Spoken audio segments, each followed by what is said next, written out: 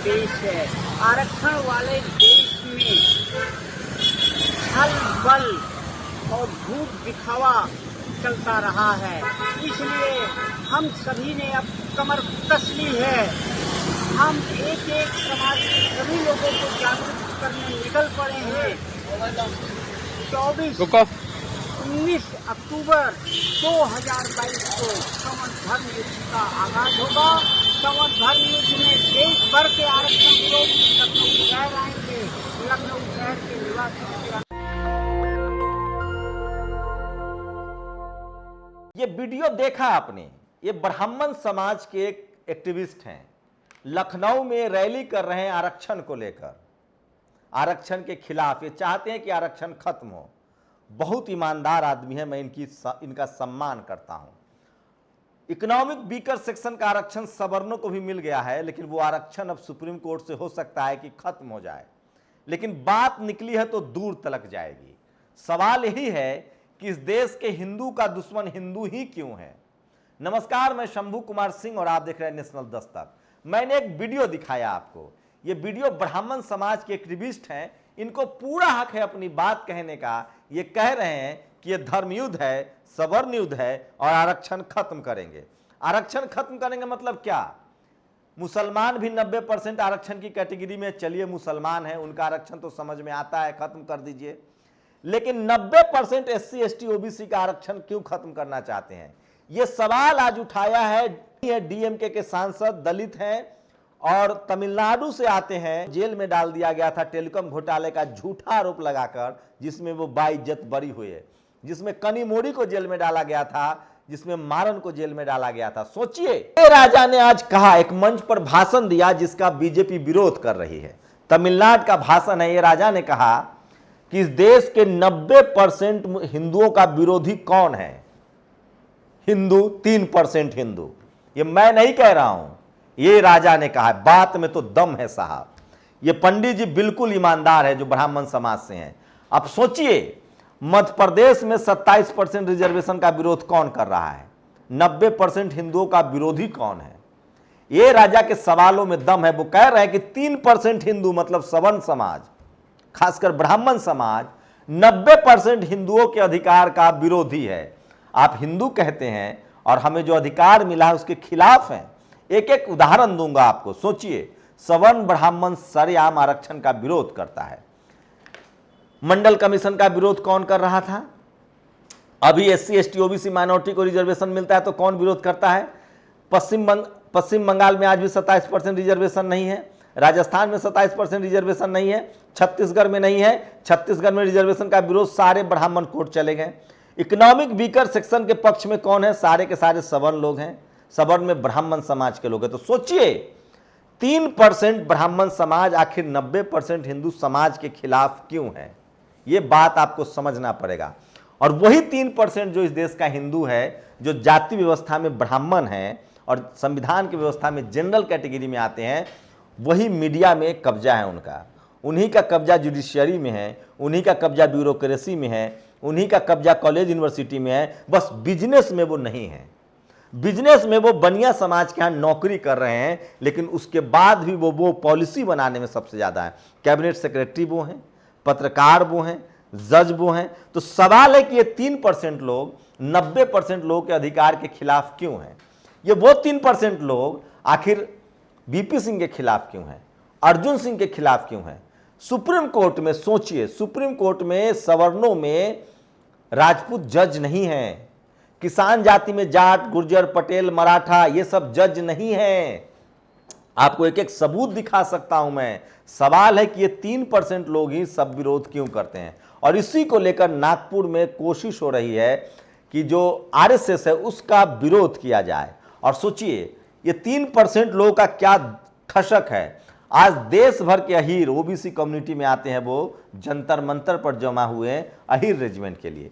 इससे पहले अंग्रेजों के दौर में अहीर रेजिमेंट भी था और महार रेजिमेंट भी था, लेकिन उसको खत्म कर दिया गया। लेकिन आज भी जाति के नाम पर सब तमाम रेजिमेंट है, लेकिन अहीर रेजिमेंट खत्म कर दिया गया, महार रेजिमेंट खत्म कर दिया गया। कौन लोग हैं इसके पीछे? इस देश में सारे पॉलिसीज कौन बनाते हैं?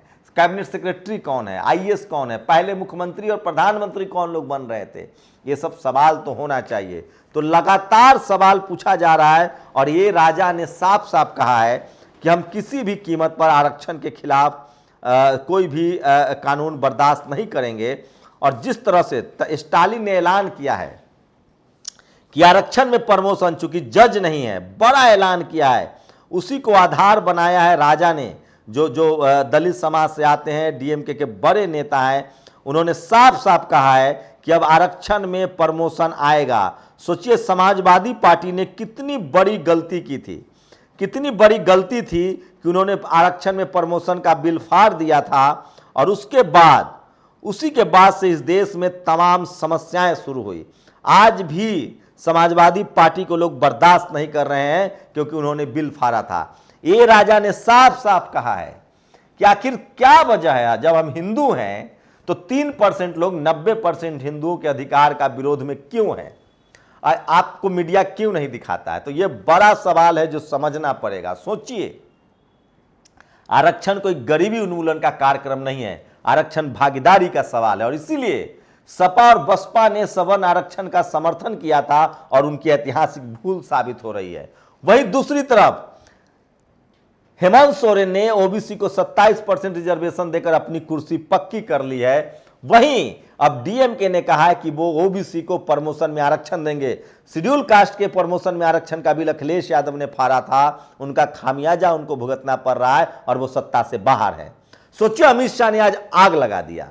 अमित शाह कह रहे थे कि लालू यादव जी सावधान रहिएगा, नीतीश कुमार पाला बदल लेंगे। कैसे ओबीसी को ओबीसी से लड़ाया जा रहा है, कैसे कभी गैर यादव गैर जाटव करके लोगों को तोड़ा जा रहा है। इससे आपको बचना पड़ेगा और बहुजन यूनिटी की बात करनी पड़ेगी। और सोचिए, जो लोग आपको हिंदू कहते हैं, ये सारे सवाल मैंने आज हीरो से पूछा है, सवाल जवाब है, तीखी बहस है।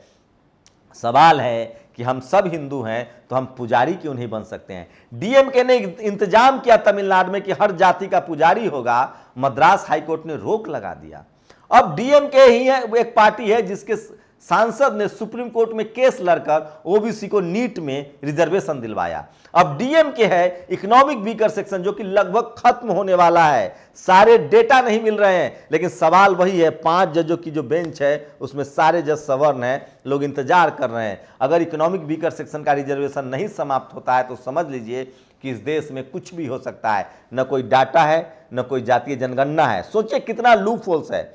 आज मैं गरीब हूं, 1 साल बाद मेरी नौकरी लगेगी और उस बीच में मैं अमीर हो गया तो क्या मेरी नौकरी छीन ली जाएगी? मैं फिर कह रहा हूं, आरक्षण जो है वो गरीबी हटाओ उन्मूलन नहीं है, वो मनरेगा है। आरक्षण जो था वो भागीदारी का सवाल था, जिसकी जितनी संख्या भारी उसकी उतनी भागीदारी।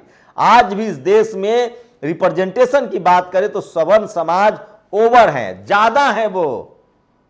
और आज भी एससी एसटी ओबीसी माइनॉरिटी की संख्या बहुत कम है। भागीदारी का सवाल है रिजर्वेशन, और ये तमाम वकील सुप्रीम कोर्ट में ये पक्ष रख रहे हैं, जजों को सुन रहे हैं, सरकार के पास कोई जवाब नहीं है। और उसी के दूसरे पक्ष पर ये राजा ने कहा है कि वो मैं उन हिंदुओं का क्या करूं, 3% हिंदुओं का क्या करूं जो 90% हिंदुओं के आरक्षण के खिलाफ हैं। और इसलिए डीएमके ने कोशिश की है, वो कर रहे हैं कि हम ओबीसी को भी आरक्षण में प्रमोशन में आरक्षण देंगे। 27% रिजर्वेशन देकर हेमंत सोरेन ने अपनी कुर्सी पक्की कर ली है। कांग्रेस को अपनी राय स्पष्ट करनी पड़ेगी छत्तीसगढ़ और राजस्थान में, जहां ओबीसी को आरक्षण नहीं है। ममता बनर्जी को अपनी राय स्पष्ट करनी पड़ेगी कि उनका आरक्षण क्यों नहीं है। और सोचिए, जो अहीर रेजिमेंट की मांग कर रहे हैं, जो कट्टर हिंदू हैं, जिनके हिस्से में भगवान श्री कृष्ण हैं, इस देश का शेड्यूल कास्ट में वाल्मीकि समाज के लोग जिनके हिस्से में भगवान वाल्मीकि हैं, सोचिए, जो हिंदू धर्म के पिलर हैं, उनके आरक्षण का विरोध कौन करता है? इसलिए द वीक के एडिटर सुमित चौहान ने कहा कि जब तक आरक्षण है तभी तक हिंदू धर्म बचा हुआ है। जिस दिन आपने इनका हक अधिकार छीन लिया, ये आपके धर्म में क्यों रहेंगे? आप सोचिए, दुनिया में ऐसा कभी नहीं, कहीं नहीं होता है कि अपने ही धर्म के लोगों को लोग बर्बाद करते हैं। ऐसा देखा गया है, मैं उसके भी खिलाफ हूं। एक धर्म के लोग दूसरे धर्म को मारते हैं, लेकिन भारत एक ऐसा देश है जहां हिंदू, सवर्ण हिंदू गैर सवर्ण हिंदुओं का अधिकार के खिलाफ है, उनके अधिकार को छीनता है। और 90% संसाधनों पर 10% लोगों का कब्जा है। और वो कब्जा कहाँ कहाँ है? Media, judiciary, college, university, bureaucracy में, और वो आरक्षण के खिलाफ हैं। और उनको 10% का 10% रिजर्वेशन दे दिया गया है, वो भी किसी बिना डेटा के, क्योंकि उनके जज हैं, उनके ब्यूरोक्रेट्स हैं, उनके सेक्रेटरी हैं, उनके बिजनेस हैं, उनका टीवी अखबार है।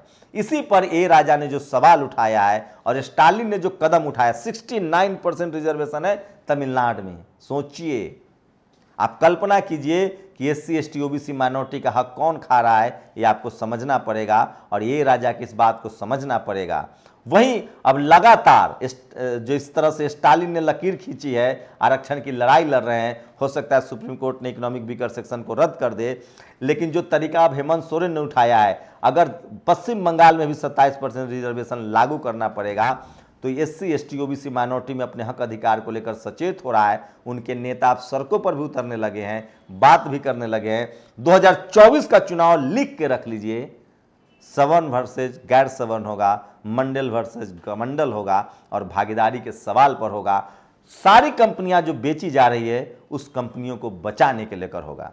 आप लोग अपनी प्रतिक्रिया जरूर दीजिए। क्या ये राजा ने जो कहा है कि आखिर 3% हिंदू 90% हिंदुओं के खिलाफ क्यों है, क्या इस सवाल में दम है या नहीं है? और क्या हम सब सिर्फ चढ़ावा के लिए हिंदू हैं?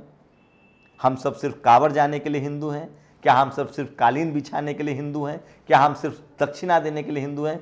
जाते जाते तस्वीर देखिए बागेश्वर धाम के इस बाबा की, जो पेशवा की टोपी पहन रहा है। पेशवा वो थे जिन्होंने इस देश में जाति के आधार पर सबसे ज़्यादा जुल्म किए। बागेश्वर धाम का ये बाबा उस पेशवा को याद दिला रहा है। अपनी प्रतिक्रिया जोड़ दीजिए। शुक्रिया। नेशनल दस्तक की आपसे गुजारिश है कि अगर इसको बचाना चाहते हैं तो नेशनल दस्तक को सब्सक्राइब करने के लिए रेड कलर के सब्सक्राइब बटन को दबाएं, फिर बेल आइकन की घंटी दबाएं। नेशनल दस्तक को बचाने के लिए बहुत जरूरी है कि हर खबर को शेयर करें, लाइक करें, कमेंट जरूर करें।